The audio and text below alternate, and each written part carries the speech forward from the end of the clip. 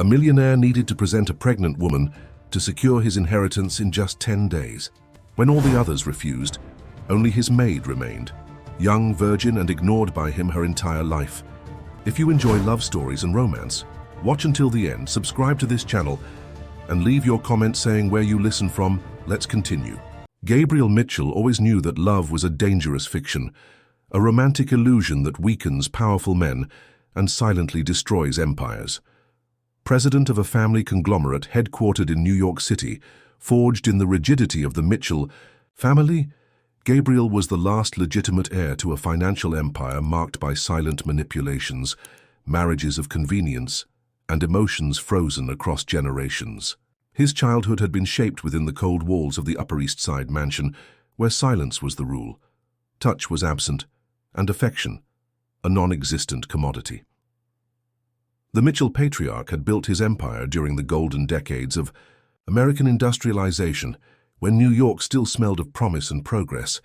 3 generations later, the conglomerate controlled everything from construction companies to investment banks, a web of power that stretched from the south to the northeast of the country. But within the marble walls of the family mansion, where crystal chandeliers reflected only solitude, Gabriel had grown up as a prince orphaned of affection. He lost his mother early, or at least that's what they told him.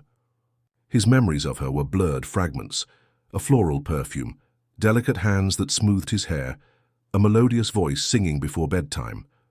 After that, only silence. He grew up under the dominion of his grandfather, a merciless man who believed that emotions made men weak and women treacherous. "Sentiment is a luxury for those without responsibilities," was the mantra that echoed through the corridors of the house for as long as Gabriel could remember. At 35, Gabriel had become exactly what the patriarch wanted, a relentless executive, respected in the most powerful administrative boards in the country, feared by competitors, admired by the specialized media. His routine was as precise as a Swiss watch: wake up at 5 in the morning, train in the mansion's private gym, strategic meetings, business dinners, women who came and went without leaving traces on the sheets or in his soul. He controlled everything. Every decision, every movement, every word that came out of his mouth was calculated to keep the family empire at the top of the American economic pyramid. He owned houses in the Hamptons, Martha's Vineyard, and Newport, cars that cost more than entire apartments, watches that marked the time of a man who had never learned to live it. But nothing prepared him for the Tuesday morning when the phone rang at 5:47. On the other end of the line, the trembling voice of the family's private doctor. "Mr. Mitchell, your grandfather didn't make it. It happened during his sleep without suffering." The patriarch had died at 93, taking with him decades of secrets and leaving a void that Gabriel hadn't expected to feel. The funeral was a spectacle of power disguised as mourning. Politicians, businessmen, figures from New York's high society paraded through Woodlawn Cemetery, as if participating in an inverted coronation ceremony. Gabriel remained impassive throughout the ritual, dressed in black under the unrelenting March sun, receiving condolences that sounded as empty as echoes in abandoned cathedrals. 3 days later, in the meeting room of the city's most traditional law firm, the will was read. Gabriel expected formalities, predictable divisions of assets, perhaps some typical eccentricity from the old man. He didn't expect the bomb that exploded in his life like a meteor crossing the atmosphere. Dr. Benedict Carter, the family's lawyer for more than 4 decades, adjusted his glasses with trembling hands and began to read the clause that would change everything. "I leave my empire to my grandson Gabriel Mitchell under a single non-negotiable condition. He will have 10 days from this reading to present a woman pregnant with his legitimate child, duly verified by medical tests and recognized in court as his legal wife." The silence that followed was as dense as the air before a storm. Gabriel felt the ground disappear beneath his feet, but maintained the impenetrable expression he had learned to carry like a mask since childhood. The lawyer continued, "If he fails to meet this requirement within the established deadline, all assets will be transferred to the alternative heir, according to a sealed document that will only be opened if necessary." Alternative heir? Gabriel. had never known of the existence of another possible beneficiary. The patriarch had taken that secret to the grave, like so many others, leaving his grandson navigating in unknown waters for the first time in his life. The demand sounded like a cruel joke, but it was real, registered legally, witnessed and sealed with legal threats that could destroy decades of family building. When he left the law office, Gabriel walked like an automaton through the busy streets of downtown Manhattan. The noise of traffic, impatient horns, the coming and going of hurried pedestrians, everything seemed distant and unreal. For the first time in years, he didn't know what to do. The man who controlled empires had just discovered that he didn't even control his own destiny. In the first days after the reading of the will, Gabriel tried to resolve the situation as he always did, with money and strategy. He contacted former lovers, sophisticated women he knew from the elite social circles of New York. He offered confidential contracts, promises of fortunes in exchange for a simulated pregnancy that would last only as long as necessary to secure the inheritance. The first was Mariana, a divorced socialite who frequented the same exclusive restaurants in Greenwich Village. She listened to him in silence on the terrace of her apartment overlooking Central Park, but refused with a bitter smile. "You've always been cold, Gabriel, but this is inhumane, even by your standards." The second was Patricia, a fashion entrepreneur, who had maintained a casual relationship with him for months. She simply hung up the phone in the middle of the conversation. The third didn't even answer his calls. Each refusal was a stab in the armor that Gabriel had built over the years. Some women demanded something he couldn't give: an emotional bond, promises for the future, the remote possibility of true love. Others disappeared when they sensed the desperation that was beginning to overflow from the man known to be impenetrable as steel. On the fifth day, the specialized media began to speculate. Rumors ran through the corridors of the stock exchange about possible changes in the structure of the Mitchell conglomerate. Investigative journalists sniffed a bigger story behind the heir's unusual silence. Gabriel cancelled all meetings and locked himself in the mansion's office, trying to find legal loopholes in the will that seemed to have been drafted by a diabolical lawyer. That's when Dr. Benedict Carter appeared again, this time without warning. The elderly lawyer brought with him an air of mystery that Gabriel had never noticed before. Seated in the mansion's library, among shelves of books that no one had read for decades, the man revealed disturbing details about the patriarch and his obsession with controlling even his grandson's love life. "Your grandfather planned this years ago," said Dr. Benedict, adjusting his glasses with fingers stained by time. "He believed you needed to know love, even if forced by circumstances. He said that a man without descendants is an incomplete man regardless of his wealth." Gabriel felt a deaf rage growing in his chest. Even dead, the patriarch continued to manipulate his life like an invisible puppeteer. "And this alternative heir? Who is it?" The lawyer hesitated before answering, as if guarding a secret too dangerous to be revealed. "There is a sealed document that I can only open if you fail to meet the condition. But I can tell you that the person in question may have closer blood ties to your family than you imagine." The revelation was like a punch to the stomach. Gabriel began to question everything he knew about his own origin. Who was he really? Why had his grandfather never spoken about his mother beyond vague phrases about her premature death? Why were there no photographs of her around the house? Why, whenever as a child he asked about her, did the patriarch change the subject with a contained violence that chilled the environment? On the eighth day, isolated in the Upper East Side mansion that now seemed more like a golden prison, Gabriel began to lose the control he had maintained for decades. He dismissed all the staff, locked himself in the halls where he had grown up as a lonely prince, and for the first time in his adult life allowed himself to crumble. The man who commanded meetings with dozens of executives, who made decisions involving billions of dollars, who had never shown weakness in front of anyone, was on the verge of collapse. Crystal glasses broke against marble walls. Important papers flew around the room like leaves in the wind. The pride, built brick by brick over 3 decades, was being crushed by the weight of a reality he couldn't control. It was night when the storm arrived. New York was being punished by one of the worst rains of the year, with winds that knocked down trees and lightning that cut the sky like luminous scars. The electric light of the mansion flickered a few times before going out completely, plunging the property into a darkness that seemed to reflect the state of mind of its only inhabitant.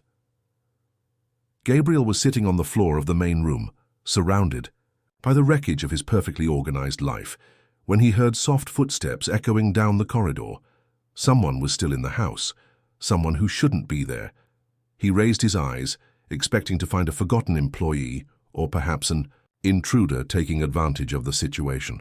But that's when he saw her for the first time, really saw her. Claire Newman was 24 and was like a shadow that had always existed behind the scenes of that mansion, invisible to the eyes of one who had never learned to see beyond his own needs.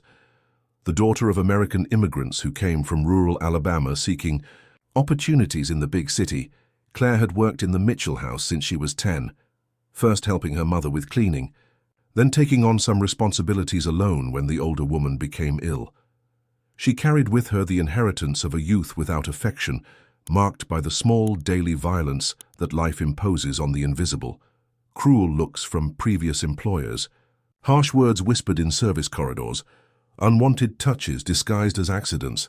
Claire had learned to protect herself by becoming transparent, a presence that went unnoticed even when she was right there, organizing, cleaning, taking care of the house that would never be hers. On that night of storm and darkness, locked in the main wing of the mansion without electricity, Claire saw Gabriel Mitchell for the first time, stripped of all his armor. He wasn't the relentless executive who crossed the corridors with firm steps, nor the arrogant heir who received important visitors in the living room. He was just a shattered man, sitting on the floor among shards of crystal and scattered papers, with disheveled hair and eyes lost in a pain that she intimately recognized. Claire carried a tray with hot tea, prepared in the staff kitchen where there was still a gas stove working. She shouldn't be there. She should have gone with the other employees when Gabriel dismissed them all. But something had prevented her from leaving. Perhaps it was the feminine intuition she had developed over the years, observing the bosses from a distance, or perhaps it was just the Alabama stubbornness inherited from her mother, who always said that you don't abandon a house during the storm. "I thought you might want something hot," she said, placing the tray on a side table. Her voice was soft but carried a firmness that surprised them both. It was the first time in 14 years that she had directly addressed the Mitchell heir without being asked. Gabriel raised his eyes and saw her there, illuminated only by the weak light of the candles she had brought. Claire had golden brown skin, wavy brown hair tied in a simple bun, and wore the discreet uniform that all the house staff wore. But there was something in her dark eyes that he had never noticed before, a depth that suggested guarded secrets, experiences lived in silence, a wisdom acquired through constant observation. "Why did you stay?" he asked, his voice hoarse from shouting alone in the last few hours. Claire hesitated. She could lie, make up an excuse about having forgotten something, about being concerned for the safety of the house. But in that intimate darkness, surrounded by the sound of rain beating on the windows and the wind howling among the trees in the garden, the truth seemed safer than any lie. "Because I recognize someone who is drowning," she replied, slowly approaching, "and because I know what it's like to carry too much weight alone." Gabriel studied her in the silence that followed. For the first time he really saw her, not as part of the house furniture, not as an interchangeable employee, but as a woman, a person with her own history, with particular pains, with a silent strength that he had never perceived existed so close to him. "Do you know what's happening to me?" he asked. "I know that you are facing something very difficult, and I know that you have little time to resolve it."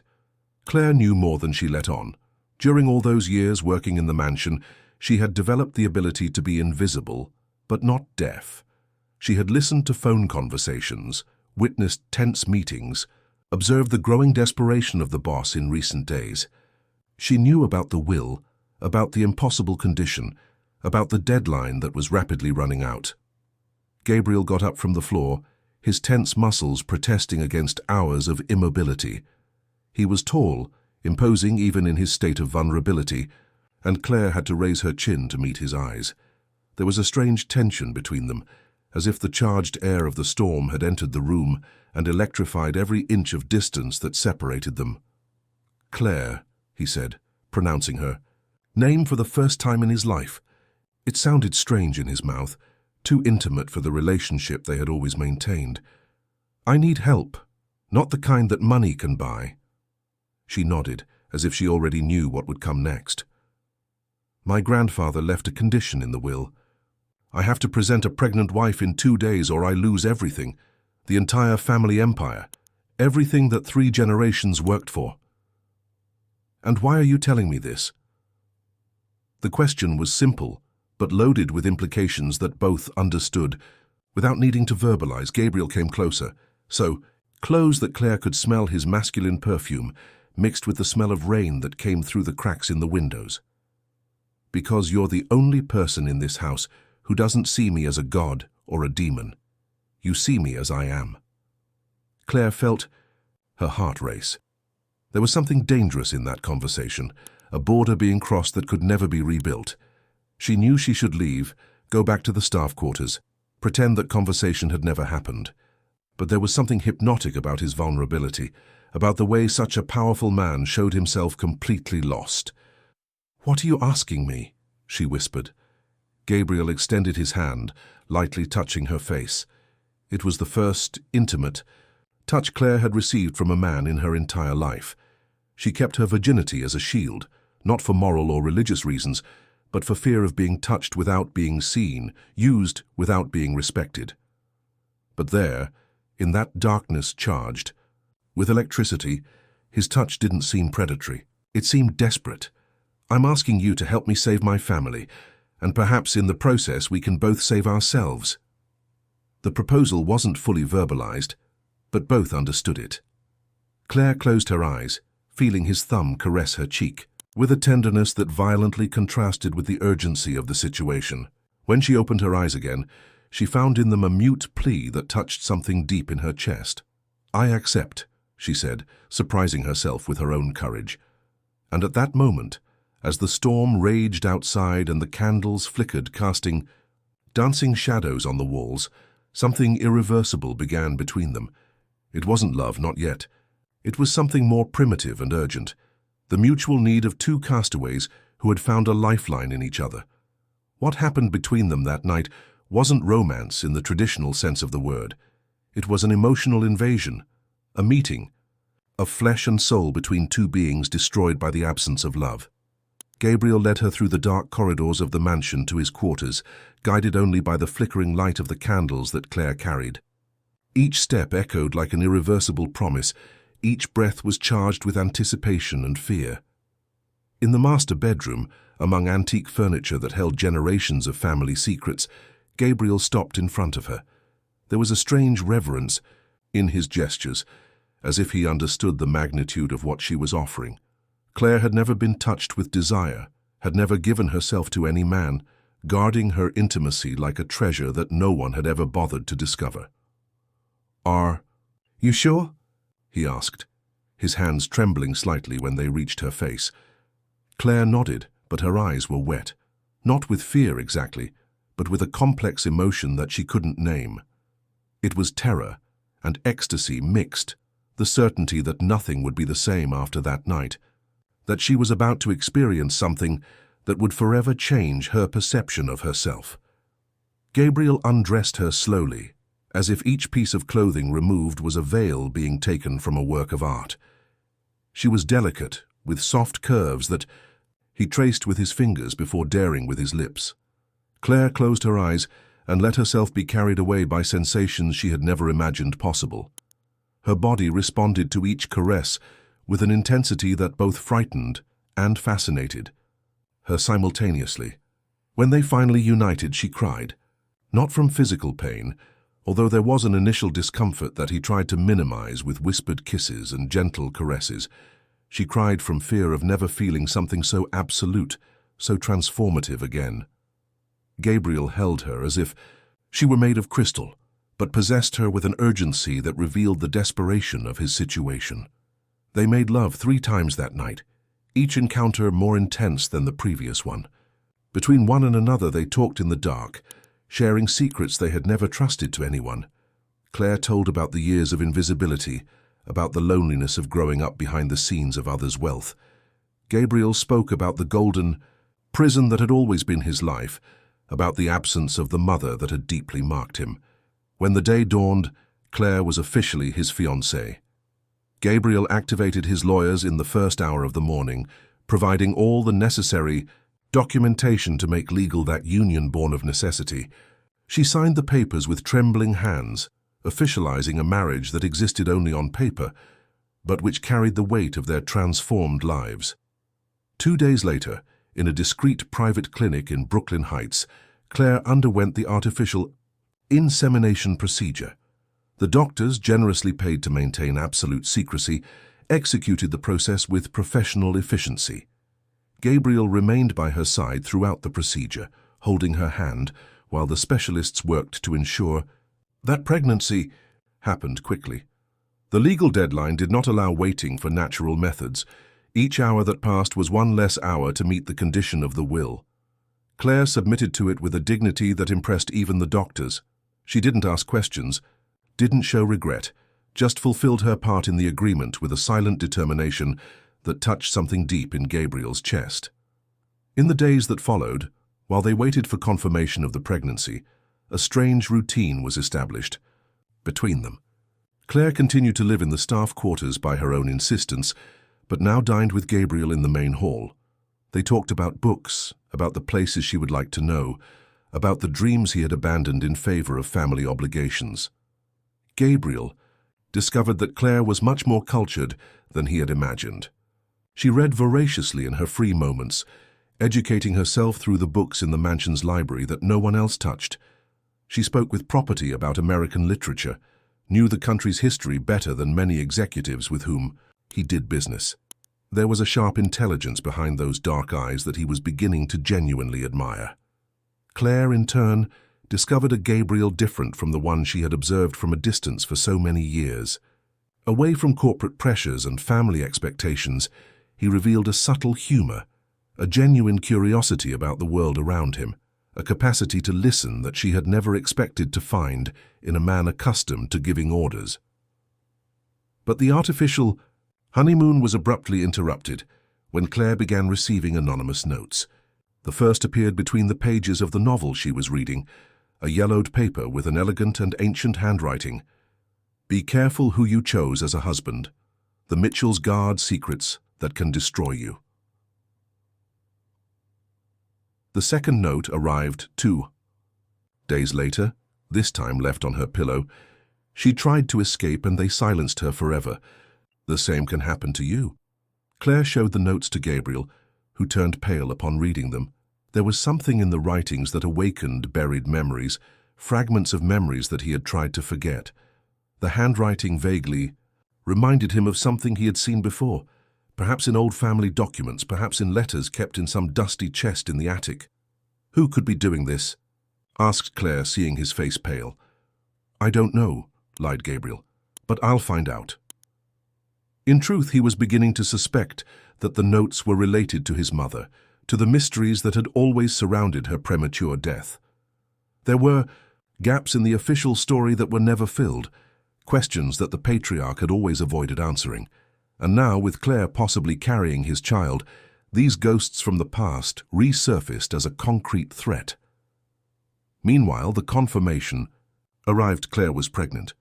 The tests didn't lie, and the deadline of the will would be met with time to spare. But instead of relief, Gabriel felt a new weight settle in his chest. Now he had a wife and a child to protect, and the invisible enemies that haunted his family seemed determined to repeat the mistakes of the past. The discovery that would change everything happened 3 weeks after the confirmation of the pregnancy. Claire was exploring the apartments that she now officially shared with Gabriel when she found a locked door in the corridor that connected the master bedroom to the old children's wing of the mansion. During all the years working in the house, she had always assumed that that room was just a storage for old furniture. But that afternoon, while Gabriel was in a crucial meeting with lawyers about the definitive transfer of the inheritance, Claire's curiosity spoke louder. The key was hidden behind an old painting, as if someone had left it there purposely to be found. When the door opened with a creak that echoed through the empty corridors, Claire came across something that made her gasp.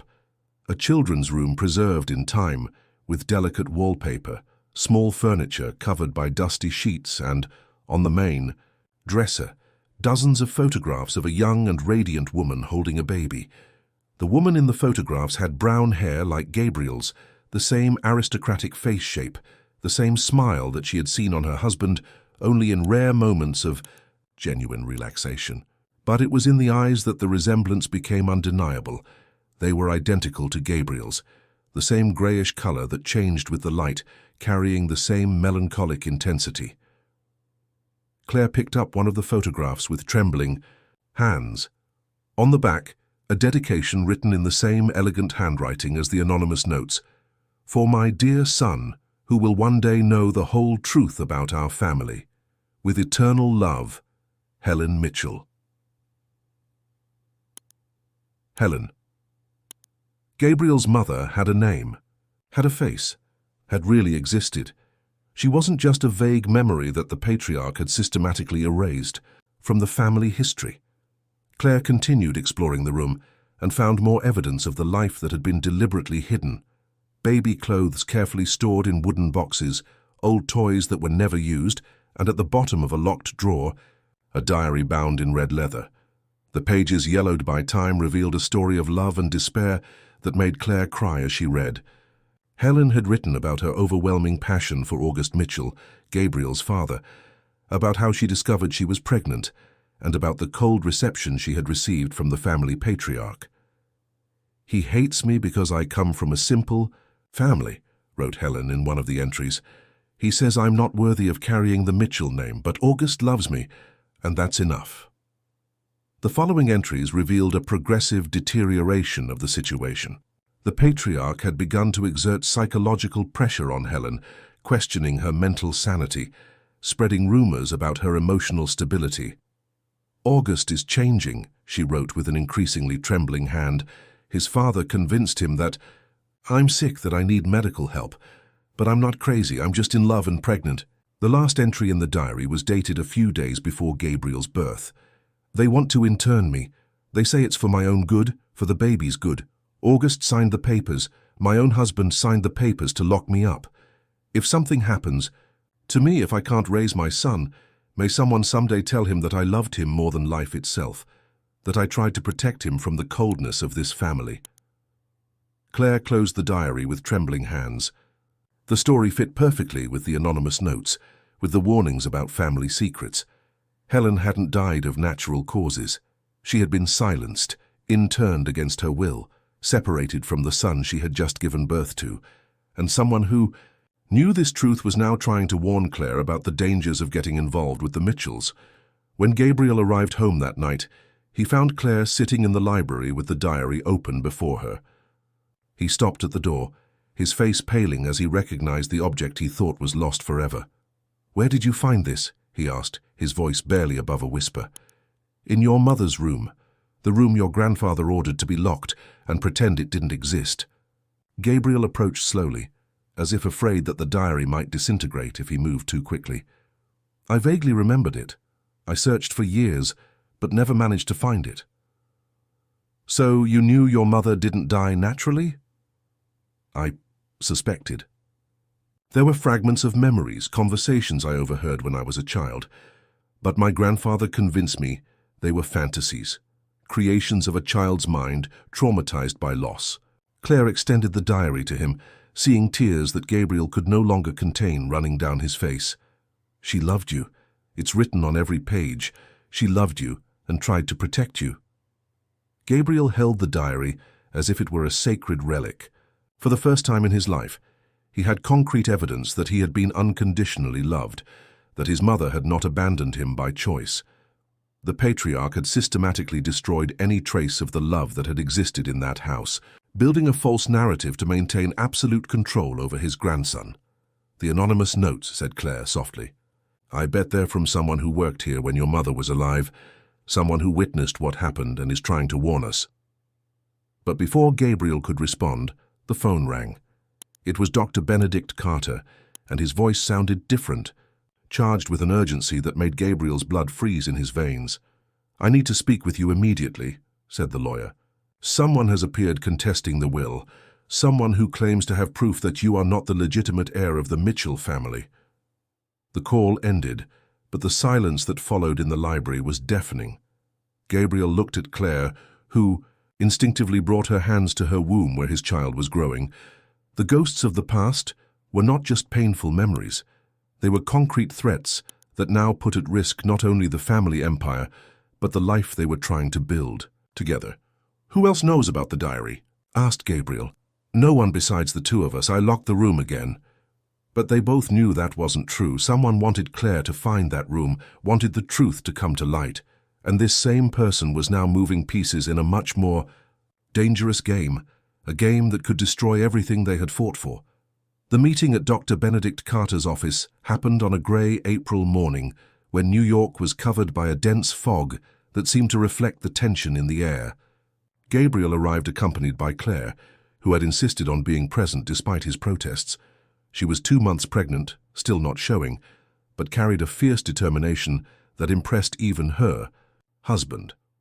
The man who awaited them in the meeting room was an unknown of common appearance, perhaps 40 years old, graying hair, simple but well-cut suit. He introduced himself as Frank Anderson, a private investigator hired by a third person who preferred to remain anonymous for the moment. But there was something in his eyes that suggested dangerous knowledge, secrets kept for decades. "Mr. Mitchell," began Frank, opening a folder full of documents, "I have information that could completely change your perception about your family origin." Dr. Benedict seemed uncomfortable, nervously fidgeting with his glasses while Frank spread old photographs on the mahogany table. The images showed Helen Mitchell in intimate moments, talking with a brown-haired man with light eyes in the mansion gardens, being embraced by him away from the family's gaze, walking hand in hand through the streets of downtown New York. "This man is Michael Sanders," said Frank, pointing to the male figure in the photographs. "He worked as a gardener for the Mitchell family between 1985 and 1989. American, native of North Carolina, came to New York looking for work." Gabriel felt the ground disappear beneath his feet. "What does this have to do with me?" "Your mother maintained a relationship with Michael Sanders. A relationship that lasted more than 2 years, exactly in the period when you were conceived." Claire squeezed Gabriel's hand under the table, feeling his muscles tense like violin strings about to break. The implications were devastating. If Gabriel wasn't biologically a Mitchell, the entire will would become invalid, regardless of having met the condition imposed by the patriarch. "Where is the proof?" asked Dr. Benedict, clearly disturbed by the revelations. Frank opened another envelope, removing old medical documents. Michael Sanders was admitted to New York Presbyterian Hospital in March 1989, a few months after Gabriel's birth. The records show that he suffered a work accident that resulted in a cranial traumatism. He was unconscious for weeks. And when he woke up, he had lost the memory of the last few years. He didn't remember the relationship with Helen, didn't remember anything related to the Mitchells. He was summarily dismissed and sent back to North Carolina with a generous compensation. The silence in the room was as dense as melted lead. Claire felt nausea that had nothing to do with the pregnancy. The story that was unfolding was of a systematic cruelty that surpassed even her worst expectations about the Mitchell family. "The patriarch knew?" asked Gabriel, his voice coming out as a muffled growl. "Not only knew, but orchestrated everything. Helen was admitted to a private psychiatric clinic soon after discovering Michael's accident. The doctors were paid to diagnose her with severe postpartum depression and keep her sedated. She died 3 months later from a drug overdose that was officially classified as suicide." Claire brought her hand to her mouth, stifling a moan of horror. The diary story gained even darker contours. Helen had not only been separated from her son, but also from the man she loved, watching helplessly as the Mitchell family methodically destroyed everything she considered sacred. "Why are you telling us this now?" asked Gabriel. Frank hesitated, before answering, as if fighting against some internal moral barrier. Because Michael Sanders is still alive, and because he has a son. The final bomb exploded in the silence of the room like lightning in a clear sky. Gabriel had a brother, a half-brother he completely unknown, son of the same man who was possibly his true biological father. This son, continued Frank, was registered as Michael Sanders Jr., born in 1995, and was raised by his maternal grandmother in Charleston after his mother's death during childbirth. He is the one contesting the will. How so? He recently discovered about his father's connection to Helen Mitchell. He hired lawyers, did DNA tests with hair he managed to obtain from the old boarding house where Michael lived. If the results confirm that you are half-brothers, and if it's proven that your real father was not August Mitchell, then technically you have no right to the inheritance. Claire felt the world spin around her. And this Michael Jr., he wants what? Justice, replied Frank simply. And 50% of the Mitchell empire as compensation for the years his father spent suffering with induced amnesia and for Helen's death. Gabriel rose abruptly, walking to the window that overlooked Fifth Avenue. Down below, New York was swarming in its chaotic routine, indifferent to the drama unfolding on the 40th floor of that commercial building. He had spent his entire life believing he was something that perhaps he had never been. He had built his identity on a lie fabricated by the patriarch to maintain absolute control over the family empire. There is a way to resolve this without scandal, said Frank, breaking the tense silence. Michael Jr. doesn't want to destroy the family. He just wants recognition and fair compensation. If you reach an agreement— No, cut Gabriel, turning to face the investigator. I won't negotiate with blackmail. If he has legitimate proof, let him present it in court. Whether I am or am not a biological Mitchell will be determined by science, not by obscure agreements. Claire admired her husband's determination, but also felt fear. The Mitchells had shown over generations a frightening capacity to eliminate threats. If this Michael Jr. was a real threat to the empire, what would stop them from repeating the methods they used with Helen and Michael Sanders? There's one more thing, said Frank, storing the documents. Michael Sanders has recovered some memories in recent years, fragments of what happened before the accident, and he's coming to New York. He wants to meet Gabriel personally. The investigator stood up, leaving a card on the table. You have a week to decide how you want to handle this. After that, the story leaks to the press, and you'll lose control of the narrative. When Frank left, the silence that remained in the room was loaded with terrible possibilities. Claire looked at Gabriel and saw no longer the relentless executive she had known, but a completely lost man, questioning every certainty he had about himself. What are we going to do? She asked. Gabriel came back to her, kneeling beside the chair and resting his head on his wife's lap. I don't know, he admitted, for the first time in his life. For the first time in my life, I really don't know. The days that followed the revelation were the darkest that Claire had ever lived. Gabriel closed himself in a terrifying silence, spending hours locked in the mansion's office, analyzing old documents, looking for clues that could confirm or deny his true origin. He barely ate, almost didn't sleep, and when Claire tried to approach, he looked at her as if she were a stranger. It was during this period of isolation that she realized she was being watched. Small details that would have gone unnoticed before now gained threatening significance.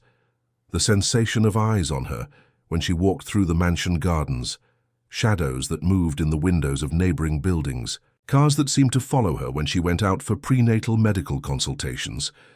The fear intensified when Claire found her purse rummaged through in her room.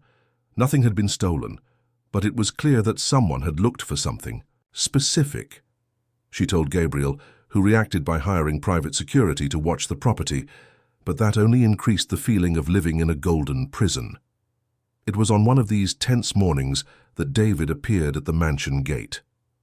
Claire hadn't seen him for almost 2 years, since he had left to study art in London, with a scholarship earned through hard work. David Newman, ironically the same surname that now haunted the Mitchell family, was the son of Southern immigrants, who had worked for years as caretakers at a country house near the mansion. He and Claire had grown up together, 2 poor children playing in the shadows of others' wealth, creating bonds that transcended the social differences that the adult world would insist on imposing between them.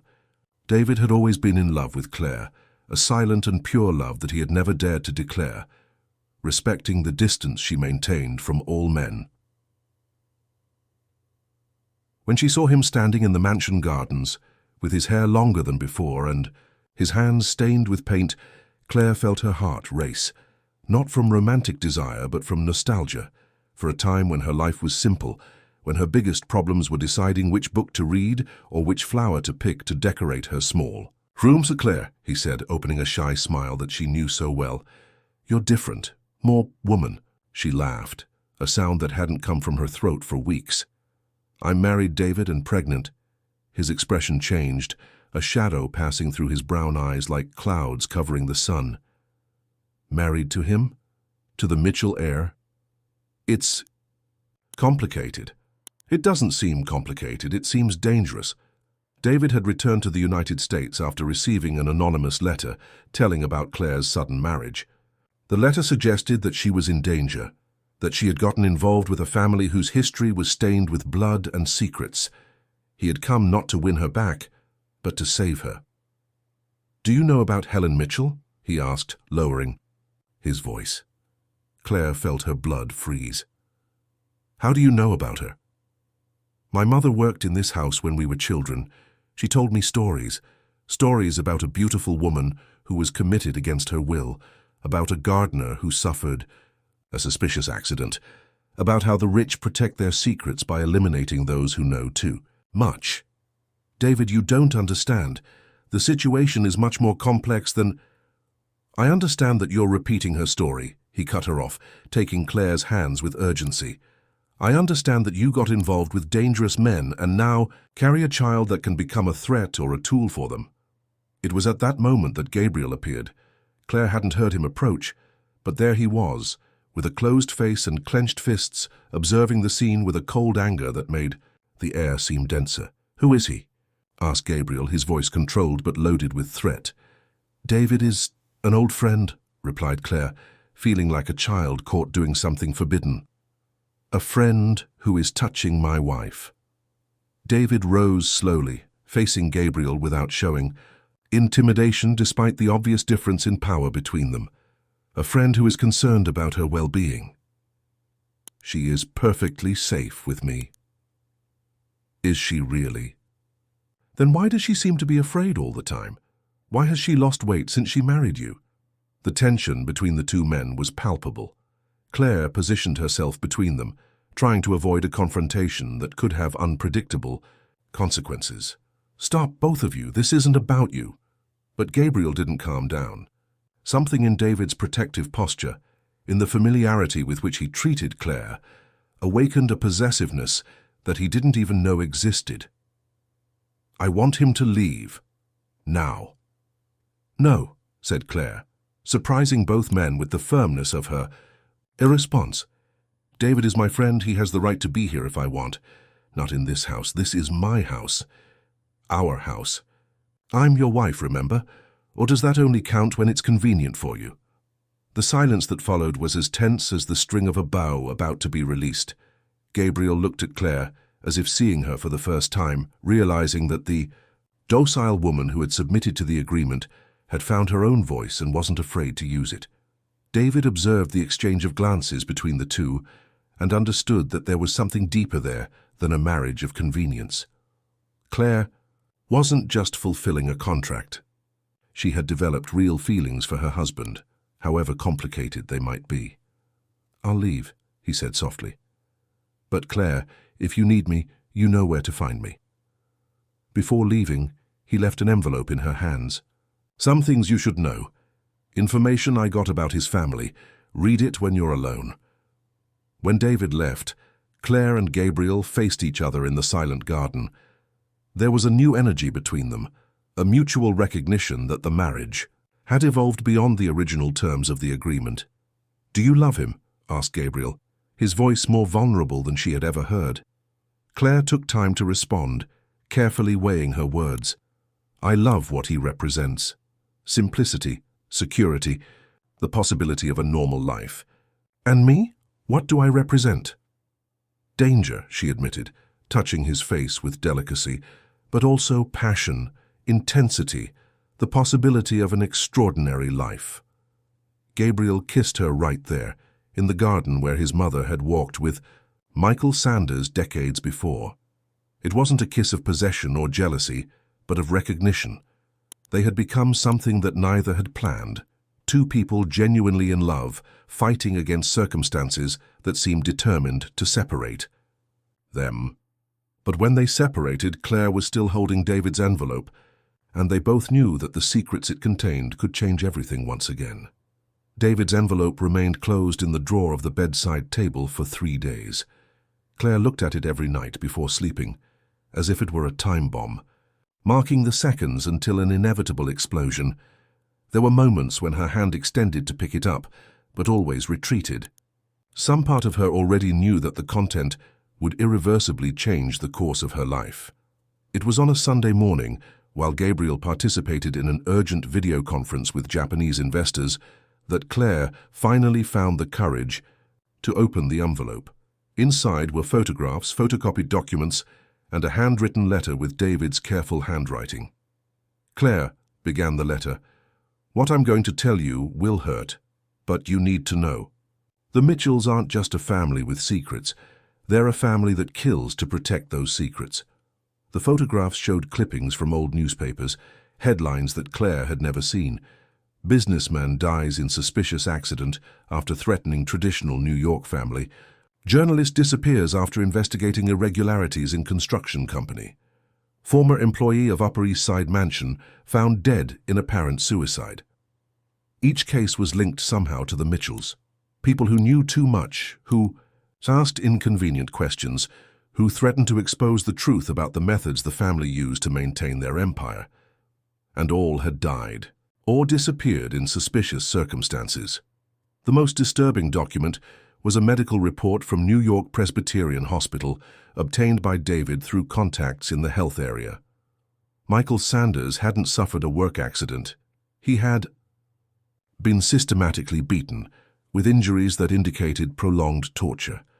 The doctors who attended him at the time noted inconsistencies between the official report and the injuries presented, but were pressured to alter the diagnosis. Claire felt violent nausea, which this time had nothing to do with the pregnancy. She brought her hand to her womb, where the child of a man who might carry in his blood the cruelty of 3 generations of murderers was growing. Or worse, perhaps he didn't carry Mitchell blood, but had been shaped by them throughout his entire life. It was when she found the last photograph that Claire understood why David was so desperate to save her.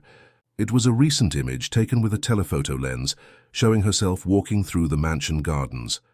On the back, a notation in an unknown handwriting: "The next Helen. Make sure she doesn't repeat the mistakes of the previous one." Someone was planning to eliminate her. The same person who had left the anonymous notes, who had searched through her things, who had been watching her for weeks. But this time it wasn't a warning. It was a sentence.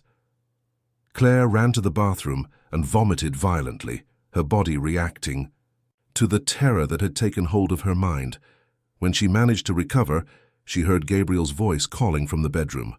"Claire, are you okay?" She quickly stored the documents and left the bathroom, trying to look normal. Just morning sickness, nothing serious. But Gabriel knew her too well now to accept lies.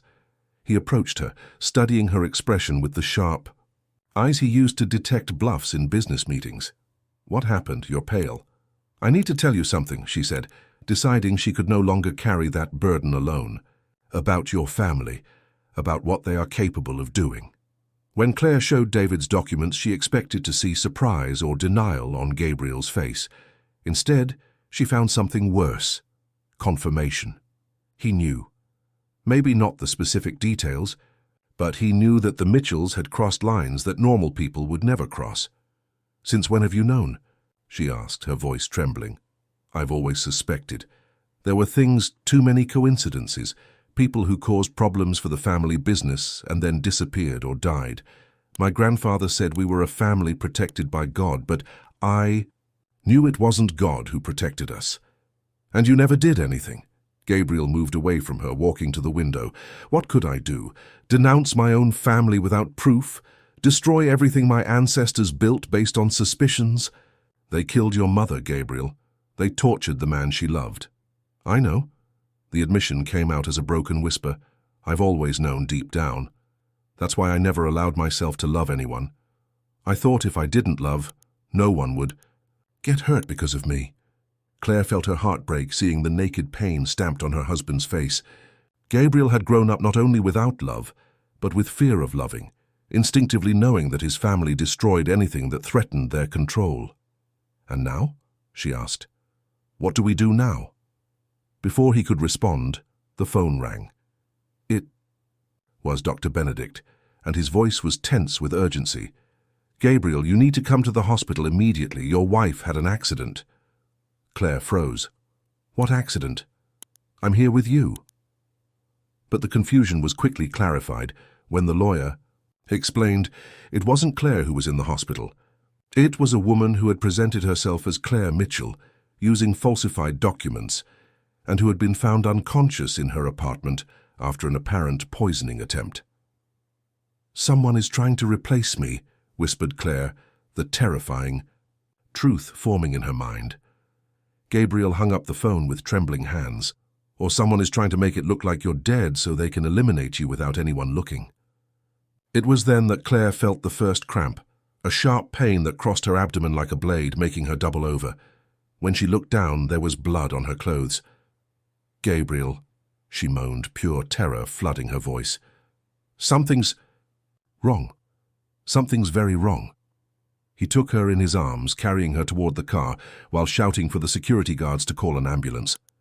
But as they ran down the mansion stairs, a terrible thought crossed Claire's mind.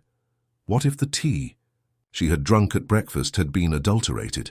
What if whoever wanted to eliminate her had decided to start with the baby? The pain intensified, and Claire knew with absolute certainty that she was losing the child. The heir that would guarantee the continuity of the Mitchell empire was dying inside her, and with him, perhaps, the only reason Gabriel had to keep her alive. The corridor of New York Presbyterian Hospital echoed with Gabriel's hurried footsteps as he paced back and forth like a caged animal. Claire had been in the operating room for 3 hours, and each passing minute felt like an eternity. The doctors had been clear. She was losing a lot of blood, and there were complications they still couldn't fully explain. Dr. Richard Matthews, the private obstetrician who had been monitoring Claire's pregnancy, finally emerged from the operating room with an expression that made Gabriel's heart stop. The doctor removed his mask with tired hands, and there was something in his eyes that suggested more than routine medical complications. "How is she?" asked Gabriel, his voice barely escaping his throat. "Stable, but—" Dr. Matthews hesitated, carefully choosing his words. "Mr. Mitchell, your wife was pregnant with twins. We managed to save one of the babies, but we lost the other." The news hit Gabriel like a punch to the stomach. Twins. Claire had been carrying 2 of his children, and now only one had survived. How is this possible? The previous exams didn't show. It was still too early to detect, but there's something else I need to tell you. Your wife's blood samples contained traces of a substance that shouldn't be there. Ergotamine, in doses. That could cause uterine contractions and spontaneous abortion. Gabriel felt the world disappear around him. Someone tried to poison my wife? I can't officially state that without a complete investigation, but the signs are consistent with intentional poisoning. Whoever did this knew exactly what they were doing. The doctor walked away, leaving Gabriel alone with a rage that grew in his chest like an uncontrolled fire. Someone had tried to kill Claire and his children, someone inside his own home, someone who had access to the food and drink she consumed daily, and that person had partially succeeded in their goal. When Claire awoke from the anesthesia, Gabriel was sitting beside her bed, holding her hand with a gentleness that contrasted with the contained fury in his eyes.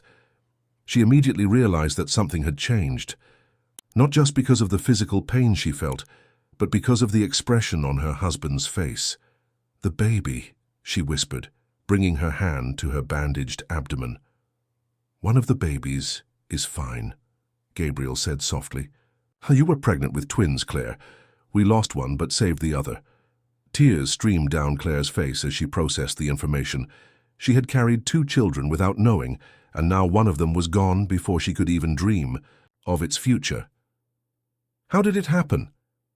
"Someone put an abortifacient in your tea. Someone who wanted you to lose the babies." The revelation awakened in Claire a fury she didn't know she possessed. Throughout her life, she had been a victim of circumstances, passively accepting the blows that fate dealt her. But this time was different. This time, someone had attacked her child, and that had awakened a fierce maternal instinct that transformed fear into determination. "Who?" she asked, her voice low but carrying a firmness that impressed Gabriel. "I don't know yet, but I will find out." It was at that moment that Dr. Benedict Carter appeared at the door of the room, accompanied by a man Claire had never seen before. Tall, dark-haired, with light eyes that vaguely resembled Gabriel's, the stranger carried in his features a mixture of nervousness and determination. "Gabriel," said the lawyer, "I'd like you to meet Michael Sanders. And this is his son, Michael, Jr." The silence that followed was as dense as lead. Claire observed the 2 men facing each other, looking for similarities that would confirm the kinship they both suspected existed. There was something in Michael Jr.'s eyes, a melancholic intensity that echoed Gabriel's, as if they shared not only genes, but also the mark left by a shattered family. Michael Sanders, now in his 60s, had recovered fragments of his memories. In recent months, he remembered Helen, how she smiled when they were together in the mansion gardens, how they planned to run away to start a new life away from the Mitchell oppression. He vaguely remembered the pain, the beatings, waking up in the hospital unable to recognize even his own name. "I came here to do a DNA test," said Michael Jr., his voice firm, despite the evident discomfort of the situation. "But I also came to warn you about the danger you're in." "What danger?" "The same one my mother faced when she discovered about my father's relationship with Helen. Someone from the Mitchell family is eliminating witnesses, people who know the truth about the past, and you know too much." Michael Jr. revealed that his mother, Carmen Sanders, had been a domestic employee in the Mitchell mansion for a few months in 1989. She had witnessed Michael Sanders' accident, known about Helen's forced commitment, tried to tell the truth to the authorities. Months later, she died during his birth under circumstances that doctors were never able to fully explain. "The midwife who attended her disappeared a week later," he continued. "The doctor who questioned the cause of death was transferred to another hospital upstate. Everyone who knew something about my mother was silenced in one way or another." Claire felt a shiver run down her spine. The pattern repeated itself generation after generation.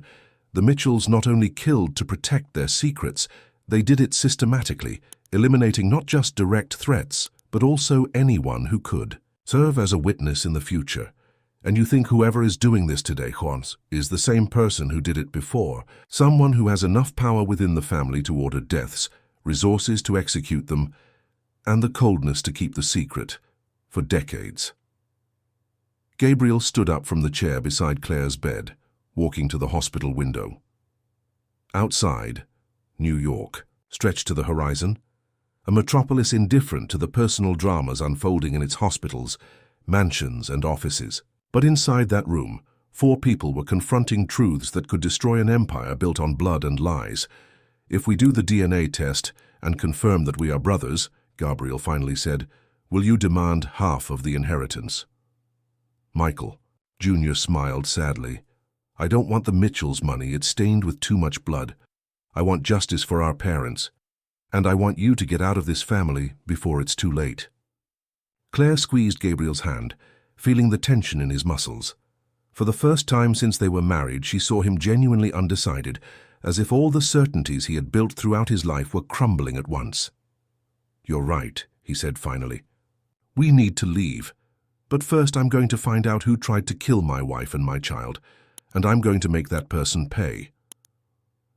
The truth came to light unexpectedly, 3 days after Claire was discharged from the hospital. She was resting, in the mansion bedroom when she heard raised voices coming from Gabriel's office. She recognized his voice, tense and controlled, and another that was strangely familiar to her. Against medical orders for absolute rest, Claire dragged herself down the corridor until she could hear the conversation. "You really thought I wouldn't find out?" Gabriel's voice carried a coldness she had never heard before. "Find out what, my dear grandson?" The response came from a female voice, elegant, but with a tone of superiority that made Claire tremble. Peeking through the door crack, Claire saw a woman of approximately 70, impeccably dressed with grey hair tied in a severe bun. There was something in her posture that radiated power and refined cruelty. It was Margaret Mitchell, the patriarch's younger sister, who officially had been living in seclusion on an estate in Connecticut since her husband's death decades ago. "Find out that you're alive, that you never left the city, that you've been controlling the family business through third parties all these years." Margaret smiled, a cold smile that didn't reach her eyes. August was always too naive for the dirty business. He preferred to believe that the empire maintained itself through competence and luck. "I took care of the more delicate aspects of the operation. You killed Helen. You tortured Michael Sanders. You ordered the death of Michael Jr.'s mother. I protected this family from threats that could destroy 3 generations of work. Helen was an unstable woman who fell in love with an employee. If left alone, she would have ruined our reputation, questioned the legitimacy of the lineage. As for the gardener, he knew too much, and the maid who defended him was an inconvenient witness." Claire had to lean against the wall to avoid fainting. She was hearing a confession of multiple murders delivered with the naturalness of someone discussing the weather. "And now you decided to eliminate my wife and my child." "Your child is not a true Mitchell, Gabriel. The tests I had done confirmed my suspicions. You are the son of that disgusting gardener. You have no right to this inheritance." "Then why did you try to kill Claire?" "Because she was carrying 2 babies. One of them could look like you, another like the Sanders lineage. It was too risky. I preferred to eliminate both and start from scratch." Gabriel rose from the chair behind the desk, and Claire saw his hands trembling with contained anger. "You failed. One of the babies survived. An error I can correct, both her and the child." That's when Claire understood she could no longer hide.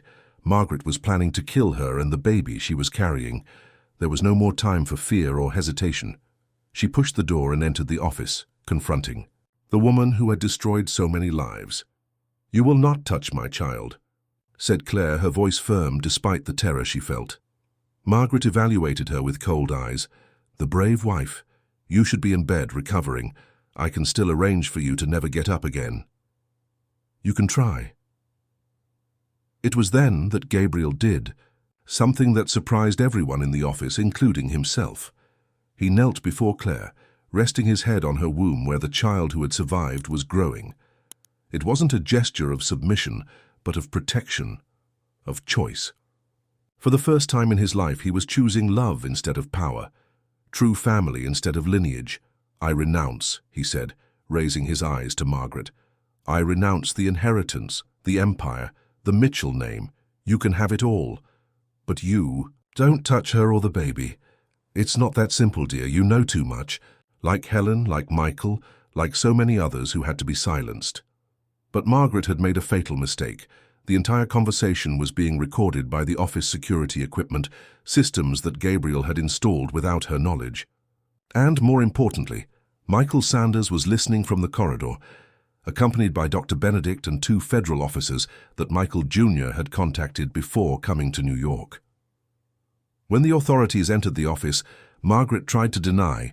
Everything claimed she was being blackmailed, that the recordings were forged. But there was too much evidence accumulated over the years, bodies that could be exhumed for new autopsies, documents that Michael Jr. had found in his grandmother's house, witnesses who finally felt safe to speak. The Mitchell empire crumbled in a matter of weeks. The companies were investigated, the assets frozen, the secrets exposed in the national media. Gabriel collaborated with the authorities, delivering everything he knew about the family's illegal operations, transforming from heir to prosecution, witness. 6 months later, Claire was in a small beachfront house in the Outer Banks, North Carolina, holding in her arms James, the son who had survived all the storms. Gabriel worked as a financial consultant for small businesses, using his knowledge to help local entrepreneurs instead of building empires stained with blood. Michael Sanders and Michael Jr. visited them regularly. The older man had recovered most of his memories and found a peace he thought impossible. The younger had become a recognized artist, painting pictures that portrayed the strength of true family built on love instead of fear. David also appeared from time to time, bringing new books for Claire and handcrafted toys for James. He had found his own happiness with an art teacher from Charleston, and the four became genuine friends, united by the shared experience of surviving the Mitchells. One afternoon, while watching Gabriel playing with James in the beach sand, Claire reflected on the journey that had brought them there. It hadn't been the perfect love of fairy tales. It had been something more real and precious, love conquered through pain, through truth-faced, through the conscious choice to build something new on the ruins of what had been destroyed. Gabriel approached her, sitting in the chair beside her. James slept in his arms, small and perfect, oblivious to the storms he had survived even before being born. "Do you regret it?" he asked, watching the sunset painting the sky orange and pink. Claire smiled, holding her husband's hand. "Meeting? You never. Confronting your family, never. Choosing to stay, it was the best decision of my life. Even knowing everything we would go through? Especially knowing that, because that's what made us real. We're no longer a commercial agreement or a marriage of convenience. We're a family that chose to exist despite everything they tried to do to separate us." Gabriel kissed her forehead, breathing in the sweet scent of her hair mixed with the salt of the sea. There were scars on both of them, marks left by the Mitchells that would never completely disappear. But they were scars that united rather than separated them, daily reminders that they had survived together the worst that life could offer. That night, while James slept in his crib and Gabriel worked on his laptop on the porch, Claire wrote in her new diary, "Love didn't save us from the Mitchells. We saved love from the Mitchells, and that made all the difference." Outside, the waves broke on the Outer Banks beach, carrying away